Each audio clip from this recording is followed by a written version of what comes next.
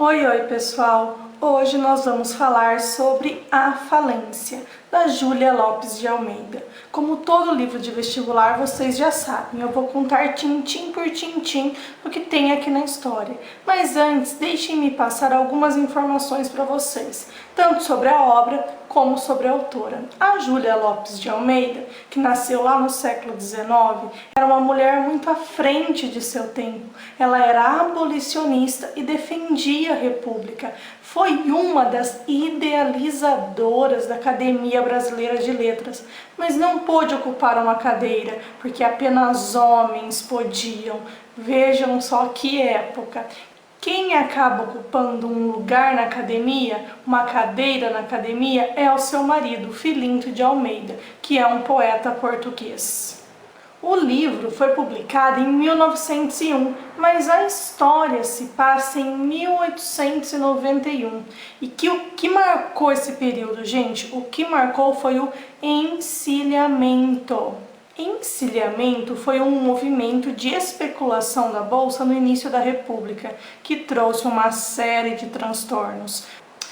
Antes de começarmos a história, é importante dizer que estamos diante de um livro realista, então nós temos muitas descrições, nós não teremos finais felizes e teremos muitas críticas à sociedade. Estamos diante de um narrador em terceira pessoa, que já começa a história com uma descrição detalhada do Rio de Janeiro em 1891.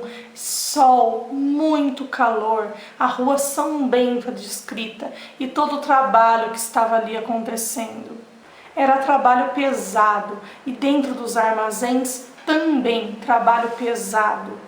Somos apresentados a Francisco Teodoro, que é um rico comerciante de café. Ele tem um armazém ali naquela rua, a Casa Teodoro, e ali também o movimento não para.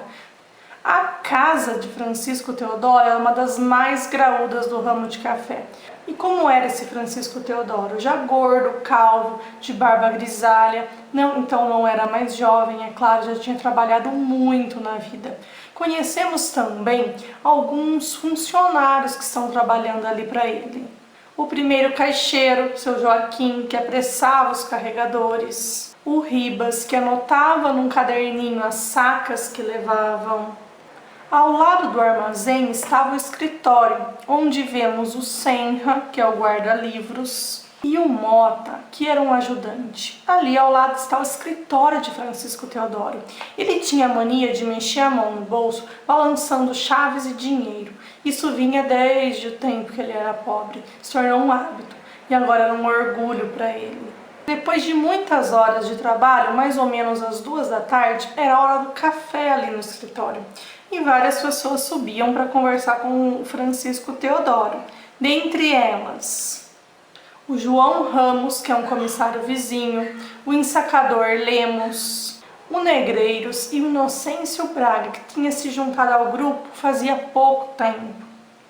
Esse Inocêncio, gente, fica falando de um tal de Gama Torres, que enriqueceu assim, de repente, do nada esse homem enriqueceu, segundo o Inocêncio, seguindo os conselhos do próprio Inocêncio. E o Francisco Teodoro tá com um pouquinho de recalque desse Gama Torres, porque o Francisco Teodoro precisou trabalhar a vida inteira para enriquecer. Enquanto o Gama Torres foi assim, com uma jogada ele já enriqueceu. O Inocêncio Braga acha aqueles homens que estão ali muito conservadores, acha que eles não sabem usar a inteligência, acha que na verdade para enriquecer é mais importante você usar a inteligência que a força de trabalho. Depois, ao acompanhar o trabalho no armazém, o Francisco Teodoro ouve de novo elogiarem o Gama Torres e fica incomodado novamente. Por quê? Porque o Francisco Teodoro quer ser o primeiro negociante, não esse Gama Torres, que acabou de enriquecer e já está querendo ocupar o seu lugar. O Gama Torres também estava no ramo do café. Mas qual foi a trajetória do Francisco Teodoro para ele ocupar aquela posição? Ele é português, então ele veio de Portugal com o objetivo de enriquecer. Olha quantos livros do século XIX não tem isso, gente. Ele veio de Portugal com o objetivo de enriquecer, se lembra de quando era um simples caixeiro, se matava de trabalhar, não teve infância, não teve mocidade, só pensava em trabalhar e guardar dinheiro. Chegou a morar num sobradinho no Beco de Bragança e a história se passa no Rio de Janeiro, pessoal, e tinha uma tal de Sidônia, que era uma mulher com a qual ele tinha se envolvido. Não tinha a menor intenção de voltar para Portugal, porque a mãe tinha morrido e a irmã tinha ido para um convento. Depois disso, ele se muda para um segundo andar da Rua da Candelária e ele teve dispepsia. E o médico lhe diz o seguinte: olha, você precisa de hábitos regulares. Então seria bom ou você viajar ou você se casar. Viajar naquele momento não estava nos planos dele. Então ele pensa que o melhor seria se casar. É um amigo dele, o Matos, que fala sobre uma moça muito prendada, bonita, porém pobre, cuja família estava indo ali para o Sergipe. Bom, mas ainda estava tempo. É esse Matos que o apresenta a Camila. Ele vai conhecer então a Mila. Camila ou Mila é a mesma mulher, chamada dos dois modos do livro. A Camila vivia então na casa das senhoras Rodrigues. Conhece a mãe dela, Dona Emília, e, gente, acha a Camila magnífica e realmente ela é uma mulher maravilhosa, linda, espetacular. Bom, eles se casam, a família dela vai para o Sergipe, Francisco Teodoro vive mandando dinheiro para a família e ele fica de cuidar do irmão da Camila, que é o Joca, e se arrepende muito disso porque esse Joca só vai se meter em confusão. E assim o tempo vai passando, o Francisco Teodoro vive uma vida tranquila com a Camila, até que aquela tal de Sidônia reaparece e ele é infiel à sua esposa. O Joca, cunhado dele, só dava desgostos. E ainda por cima tinha levado a filha para morar ali na casa, a Nina, de 10 anos. Só que, gente, tadinha da Nina, ela fica ali como se fosse uma criada. Ela ajuda a Camila na organização da casa, vira como se fosse uma governanta e ajuda também a criar os filhos da Camila. O casal tem 4 filhos, Mário de 19 anos, Ruth de 15 e as gêmeas Lia e Raquel, que ainda são crianças. Francisco Teodoro chega na sua atual casa, um palacete em Botafogo, e temos visitas ali. Quem está ali? O Dr. Gervásio, que tão importantíssimo no livro, vai aparecer o livro inteiro. O Dr. Gervásio, gente, é amante da Camila. Todo mundo sabe que eles são amantes, menos o Francisco Teodoro. O Capitão Rino também está ali, que tem um navio e é apaixonado pela Camila, mas não é correspondido. Então imaginem o quanto a Camila era bonita para ter tanto homem assim atrás dela. E o maestro Lélio Braga também estava ali porque ele ensina música para Ruth. Ruth adora instrumentos musicais e está aprendendo cada vez mais para a alegria da sua família. O Capitão Rino é o único que ouve a música e fica observando a Camila e o Dr. Gervásio. O Dr. Gervásio é médico, de 43 anos. O Capitão Rino fica inconformado, como que ninguém ali tá vendo o que acontece entre a Camila e esse Dr. Gervásio. Está na cara. Na verdade, gente, todo mundo tá vendo, né? Menos o marido dela, é claro. Na hora do jantar, há muito desperdício na casa do Teodoro. Nossa, há muitos alimentos. Ali é tudo assim, fartura excessiva. Ele gosta mesmo de desperdiçar ali em casa. Ele gosta mesmo de esbanjar tudo do bom e do melhor sempre, agora que ele pode financeiramente. O Mário surge para jantar com eles e ali na mesa eles vão conversar sobre o navio do Capitão Rino, sobre o Netuno e uma possível viagem que eles poderiam fazer juntos, um passeio juntos. Após o jantar, durante o café, a Camila comenta que queria fazer um baile para comemorar os 15 anos da Ruth. A Ruth estava para fazer 15 anos, né? Na verdade ela tinha 14. O que ela queria? Dar um baile em São João. no dia de São João. Só que o que o Dr. Gervásio disse? Ai, que não era bom, que isso era muito primitivo. Gente, ele se mete em tudo e a Camila ouve muitos conselhos dele para decoração, comportamento. Ele tem, sim, um papel muito ativo na vida daquela família.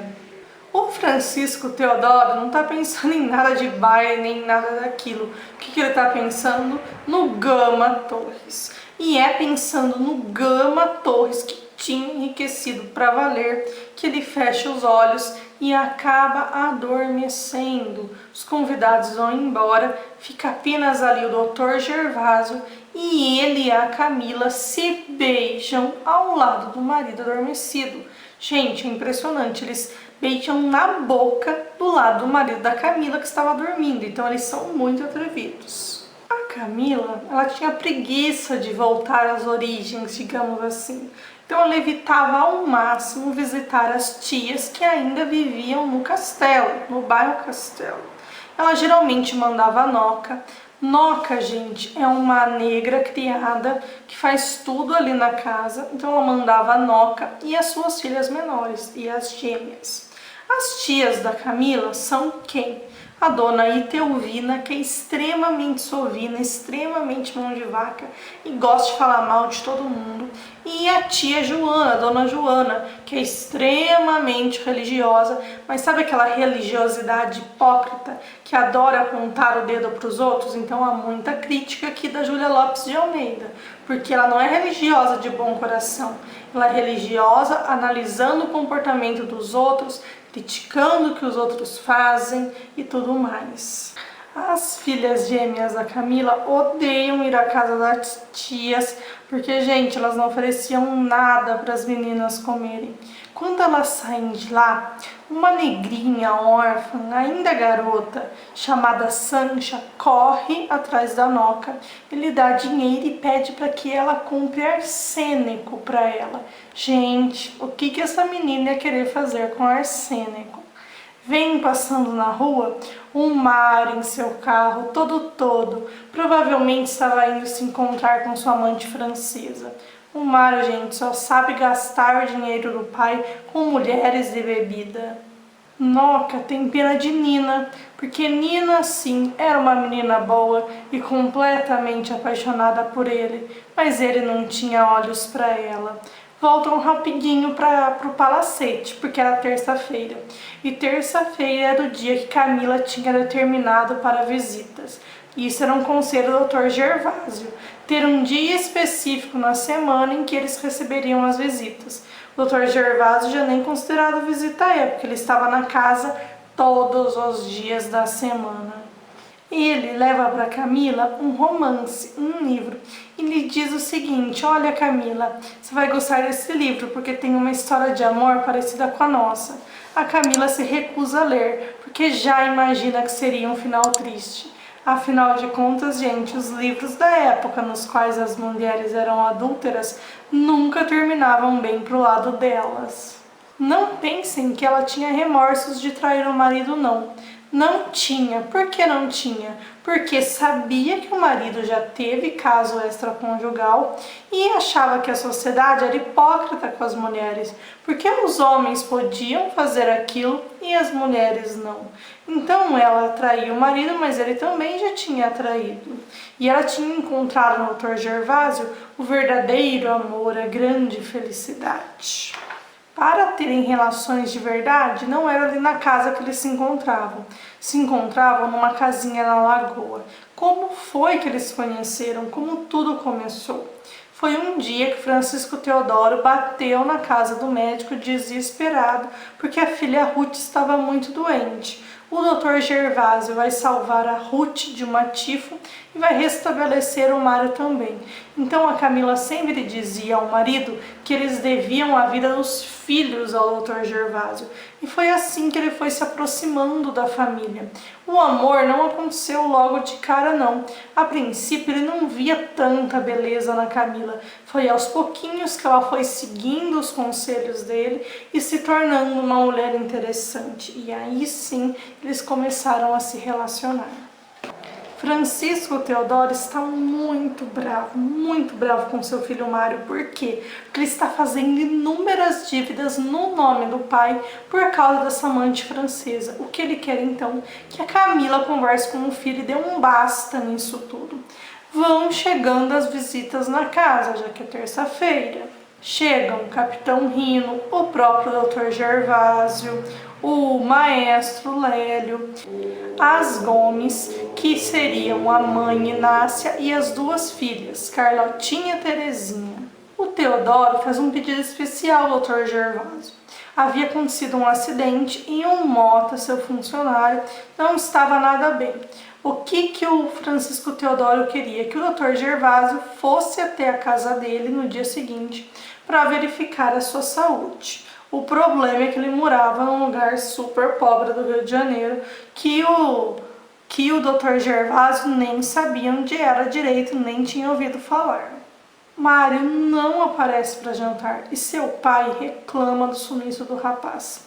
O próprio Dr. Gervásio aconselha Camila a falar com o filho. Aquela francesa era uma conhecida do Dr. Gervásio. Ela era famosa por tirar fortunas, digamos assim, por derrubar homens. Quando as pessoas vão indo embora, o Capitão Rino até pensa em se declarar a Camila, mas não tem coragem e vai embora. Camila pergunta a Noca se Mário já tinha voltado e ela diz que não.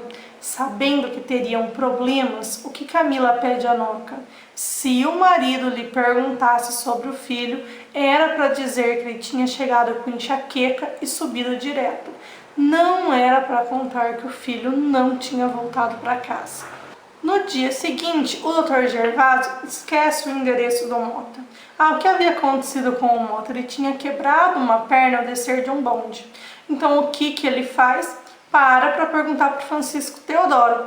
Para que o médico não erre o caminho, manda o Ribas levá-lo até a casa do funcionário. Aí nós teremos uma descrição detalhada do caminho. O quanto vai ficando feio o lugar e o quanto o Dr. Gervásio vai sentindo nojo, asco de tudo aquilo. Tudo era muito pobre, muito sujo, muito feio. Quando ele atende o doente e depois vai embora, para ele é um alívio sair daquele lugar. Na volta, ele acaba encontrando a tia Joana, a dona Joana, a tia da Camila. E eles vão conversando. E ela, como sempre, mais uma vez sendo criticada pelo narrador, comentando da vida dos outros, diz que Camila só vai à igreja para se mostrar e tudo mais. E, gente, a tia Joana deixa claro que sabe do relacionamento do Dr. Gervásio e da Camila. O Dr. Gervásio fica em choque, porque para ele ninguém sabia. Só que, gente, como eu falei lá no início, todo mundo sabia, menos o Francisco Teodoro. Eles não eram nada discretos, estava na cara o relacionamento dos dois. Então ele sai super incomodado da conversa com a tia Joana. Aconselhada pelo Dr. Gervásio, Camila faz o que o marido pediu e vai conversar com o Mário sobre essa francesa. Só que, gente, o Mário, seu filho, também sabe do relacionamento dela extraconjugal e joga na cara dela. Como ela tem coragem de cobrar atitudes decentes nele? Bom, ela fica em choque e ele promete que vai largar da francesa sim. Agora, praticamente, ela está na mão do filho. Ele pode a qualquer momento contar para o pai o caso da mãe. E aí nós teríamos uma tragédia. Numa manhã límpida, o Dr. Gervásio, a Ruth, o Francisco Teodoro e a Camila pegam uma lancha porque eles iriam até o Netuno. Eles passeariam no barco do Capitão Rino. O Teodoro até comenta que aquele passeio estava lhe dando vontade de levar a Camila e toda a sua família para passear na Europa. O Dr. Gervásio e ela já trocam olhares, eles não queriam se separar. E pelo olhar ela deixa claro que não iria, ela não queria se afastar dele. Quando chegam ao Netuno, são recebidos pelo Capitão Rino e pela sua irmã Catarina. Gente, essa Catarina É uma moça muito peculiar. Ela é solteira e tem ideias assim bem à frente de seu tempo também. É solteira por opção. Bom, ali o Capitão Rino estava diferente, estava mais interessante e tratando a Camila como uma princesa. É a primeira vez que o Dr. Gervásio o vê como um rival de verdade.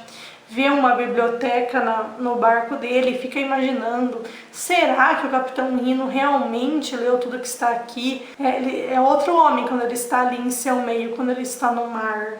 Também fica claro nesse capítulo algumas ideias do Francisco Teodoro. Ele é super conservador, é contra a República e contra a emancipação feminina. Para ele, a mulher tem que ficar em casa e ser uma boa esposa e uma boa mãe. Só termina aí. Nada de direitos para as mulheres, não. Quando o passeio termina e eles saem de lá e se separam, o Dr. Gervásio já aproveita na primeira oportunidade para insinuar para Camila que eles deveriam terminar, porque ela ficaria com o Capitão Rino. Claro que ela diz que não, que o ama e tudo mais, mas gente, as coisas mudam quando uma mulher vestida de luto sai da confeitaria. E ela e o Dr. Gervásio assim trocam olhares e a Camila percebe e questiona quem era aquela mulher. O Dr. Gervásio diz que era um amor do passado, que estava tudo terminado, que ela não precisava se preocupar. O fato, gente, é que essa mulher vai ficar na cabeça da Camila por muito tempo, porque ele não contava realmente o que tinha acontecido ali entre os dois, ou ainda acontecia entre os dois, e ela vai ficar com isso, não vai sossegar. O comércio de café estava excelente, o preço nunca esteve tão bom. O movimento no armazém do Teodoro era ótimo, o seu Joaquim não parava de trabalhar. Bom, diante de tudo isso, o Teodoro pensa que podia fazer uma viagem tranquila com a família. Seria bom se o filho tivesse juízo e ocupasse o seu lugar. Mas não, o Mário era um inútil. Nisso chega o Lemos e eles conversam. Francisco Teodoro pensa novamente no sucesso do Gama Torres e o Lemos lhe diz que o Inocêncio Braga dá palpites certeiros. Tudo que ele fala realmente acontece. Estamos vendo aí uma tentação surgindo para o Teodoro. Será que vale a pena ele investir na bolsa? O Gama Torres tinha enriquecido com um investimento assim. Noca, a criada da família Teodoro, gente, ela é super respeitada, viu? Tudo que acontece perguntam para ela. Então, quebrou alguma coisa, o que aquilo significa? Tiveram um sonho, o que aquilo significa? A Noca que sempre sabe de tudo. Então tem muita crendice popular, muito folclore aqui também. A Noca tem notado que a Camila anda triste desde o passeio do Netuno e que o Dr. Gervásio está cheio de cuidados com ela, que em compensação o Capitão Rino tem sido tratado com rispidez sem nem perceber. Por que a Camila estava diferente? Porque ela ainda estava incomodada com aquela mulher de luto. O Dr. Gervásio não lhe deu detalhes sobre o que tinha acontecido. Ao mesmo tempo, Noca morre de pena da Nina, sofrendo por causa do Mário. Até um retrato do rapaz ela tinha embaixo do travesseiro. Agora, o rapaz tinha largado a amante francesa, mas estava com uma amante carioca. O Teodoro quer dar uma grande festa, mas Camila não está animada. O Dr. Gervásio, que nem de festas gostava, se oferece para ajudar. Tudo para ver se ela esquece aquela mulher de luto. Numa tarde, estão todos na mesa para jantar. O Mário chega. Quando vê o Dr. Gervásio, se retira no mesmo momento. A princípio, o Teodoro acha que ele tinha esquecido alguma coisa e só vai perceber que o rapaz não voltou à mesa na hora da sobremesa e vai tirar satisfação com ele. Nisso, a Camila morre de medo. Imagina só se o filho conta para o pai o caso que ela tem com um médico. Seria a morte. Bom, o Teodoro vai tirar satisfação então com o filho, que não tem coragem de contar o caso da mãe. Inventa um monte de história para dizer que não gosta do Dr. Gervásio, mas o Teodoro não quer aquele tratamento com o médico. quer que ele seja bem tratado, quase como alguém da família já. Mais uma vez, apesar da conversa com o pai, o Mário sai sem nem dizer até logo. Dessa vez o Teodoro põe um basta. Chama a Noca e lhe diz o seguinte: se o meu filho não tiver chegado aqui até as 10 horas da noite, você vai trancar a porta e ninguém tem autorização para vir para ele. Avise todos os funcionários. Só que estava para cair uma tempestade. Mesmo assim, ele dá essa ordem se o Mário quiser que vá dormir em outro lugar. Conhecemos um pouquinho da história da Nina. Ela foi morar ali na casa já fazia 15 anos. Quando ela chegou, ela tinha 10. Quem a levou foi seu pai Joca, irmão de Camila. A mãe da Nina, gente, ela não conheceu. Diziam que era uma mulher de má vida.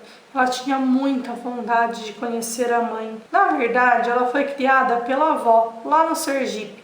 E assim teria continuado, se o pai não tivesse se casado com uma viúva que a odiava a enteada.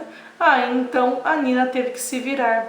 Ali na casa do Francisco Teodoro, ela não foi bem recebida a princípio não, só que a Noca a colocou para cuidar da Ruth. A Ruth ainda era criancinha e a Ruth assim se apaixonou pela Nina e foi assim que ela ganhou ali o carinho da família e está, como eu já disse para vocês, como um tipo de governanta do lugar. É ela que vai ficar com pena do Mário batendo na porta lá na chuva, que vai desrespeitar as ordens do Francisco Teodoro. Abre a porta para ele, que fica muito bravo por terem trancado, e ela conta o que aconteceu, só que ele não acredita. Lembrando das inúmeras vezes que a Noca lhe disse que a Nina era apaixonada por ele, o que ele pensa que podia ser uma estratégia dela. Ele abre os braços, então, para que eles ficassem juntos. Nina fica apavorada e sai correndo, com medo de que ele a estivesse seguindo. O Francisco Teodoro vê que foi ela quem abriu a porta e no dia seguinte vai chamar sua atenção. Mas sabe assim, chama por tabela, de boa, porque ele também tinha ficado com pena do filho. Imagina ficar fora de casa com aquela terrível chuva. Raramente as tias do castelo apareciam no Botafogo, ali no palacete. Mas a tia Joana acaba aparecendo, porque ela queria vender as entradas para um concerto, claro, em benefício da igreja. Ali ela vai conversar com o Dr. Gervásio. Ela, mais uma vez, criticando a religiosidade de todos. E o Dr. Gervásio parecia não ter religião, e há uma conversa muito crítica entre eles. Gente, é aquilo que nós já mencionamos desde o início. De que adianta a tia Joana ser tão religiosa se ela estava mais preocupada em ficar falando da vida dos outros e criticar o comportamento dos outros? Não adiantava de nada. A tia Joana fica ali até chegarem a baronesa da Laje e sua irmã Paquita, que queriam conversar em particular com a Camila. O que acontecia, gente? A baronesa da Laje, na verdade, pede permissão para que a Ruth toque na festa delas. O que acontecia, gente? A Paquita estava apaixonadíssima pelo Mário. Elas são de uma família rica. E a baronesa acha que seria um bom momento no baile para anunciar o noivado dos dois, caso o Mário concordasse. O capitão Rino vai visitar a família novamente e percebe o quanto a Camila tem tratado de modo diferente. Então, gente, só que assim ele não entende, né? Porque ele a tratou como uma princesa e ela está tratando super mal. Ele vai tomar uma decisão. Depois dali, ele vai passar no escritório do Francisco Teodoro e pede para falar com ele. Conta que vai embora, que iria para o Pará, estava ali para se despedir. Pede para o Francisco Teodoro, se despedir por ele, ali, toda a família. Gente, o capitão Rino está decidido a se afastar da mulher que ama, porque ele não aguenta mais viver aquela situação. Então, olha, ele não tem coragem de enfrentar a situação e foge dela. O Inocêncio Braga faz questão de dizer para o Teodoro que quer falar com ele em particular um assunto muito sério, se pode ir à casa dele. nós já imaginamos o que é. Provavelmente vai propor um negócio arriscado para o Teodoro, que está ali morrendo de inveja do Gama Torres e seu sucesso.